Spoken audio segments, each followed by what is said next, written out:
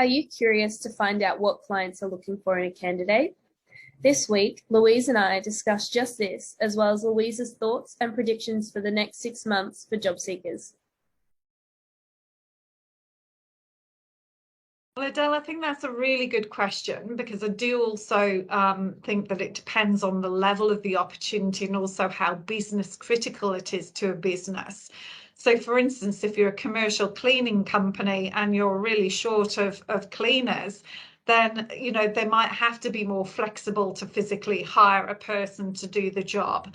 Whereas if you're further up in the property industry and might be working for a large property owner as an FM or a property manager, there's probably a bit more ability to stay true because they're not physically doing the doing. However, I do think that in all circumstances, employers recognise that the industry is tight and flexibility does have to be given.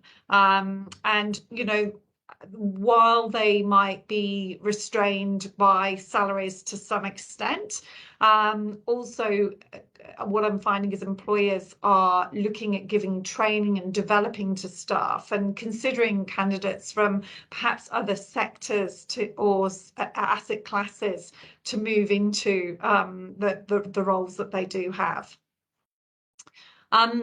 Despite the pressures, though, we've also seen that clients have also been partnering. The ones that partnered with us have also been really staying true to their values and cultural alignment. So they know that bringing in someone who doesn't align well will actually cause issues down the track. We've also had lots of organisations also mention that some of their previous staff who've resigned and joined a new company have actually returned to them after making a move because the organisation or the new company hadn't lived up to expectations. Yeah, and what are your thoughts and predictions for the next 6 months for job seekers? Well, I really don't believe that there's any signs of the job market slowing down from an FM and property perspective. There's still a huge backlog of visas, which doesn't help with skilled migrants coming into the country. Australia's also lost a lot of their overseas student population. Backpackers are limited to fill in those quick fill peaks in workload or holiday cover leaves. And the impact of moves to regional areas or states such as Queensland still really needs to play out. And, we need to see whether this will be for the long term or not. And also, what's worthy of noting as well, there's also a lot of services which supply to the property and FM industry, which are also experiencing pressure, particularly in that construction or project-oriented work.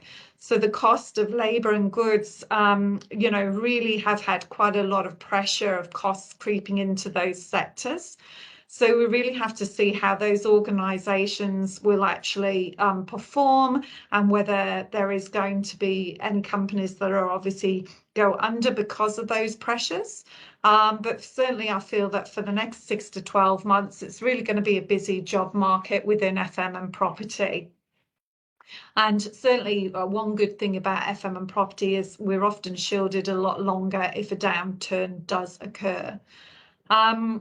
What I would also, though, like to mention that is if you are making a move at the moment or the next 6 months, you do align to a company that is also, though, very reputable and values their staff, and that you are also realistic with your salary expectations. While there is cost of living pressures and salaries are creeping up, if you're offered a role which is paying considerably more than what it is worth, then stop and think about the longer term prospects.